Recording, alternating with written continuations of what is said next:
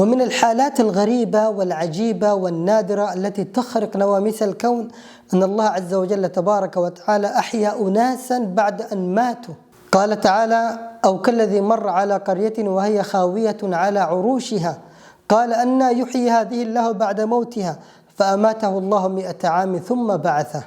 قال: كم لبثت؟ قال: لبثت يوما أو بعض يوم. قال: بل لبثت 100 عام فانظر إلى طعامك وشرابك لم يتسنه، وانظر إلى حمارك ولنجعلك آية للناس، وانظر إلى العظام كيف ننشزها ثم نكسوها لحما، فلما تبين له قال: أعلم أن الله على كل شيء قدير. فهذا شيء خارق للعادة وخارج عن المألوف ومخالف لقوانين الحياة.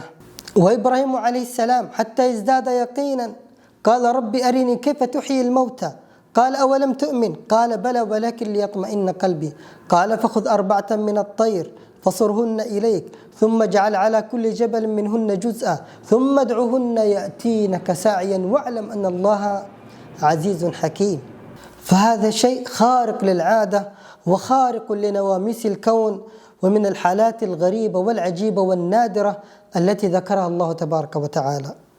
ومن الحالات النادرة والغريبة والعجيبة أن بني إسرائيل قتلوا واحدا منهم، ثم تدافعت كل قبيلة تتهم الأخرى، وذهبوا إلى موسى عليه السلام وأخبروه وطلبوا منه أن يدعو الله عز وجل أن ليخرج منهم هذا القاتل، فيأمرهم الله عز وجل أن يذبحوا بقرة في القصة المعروفة.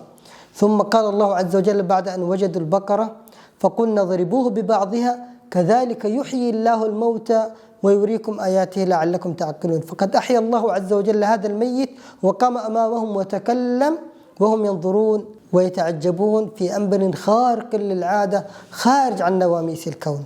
وأخبر الله عز وجل عن أناس خرجوا من ديارهم فرارا من الموت، قيل أنهم كانوا 4000 وجاءهم الطاعون وقيل أكثر. قال الله عز وجل: ألم تر إلى الذين خرجوا من ديارهم وهم ألوف حذر الموت فقال لهم الله موتوا ثم أحياهم.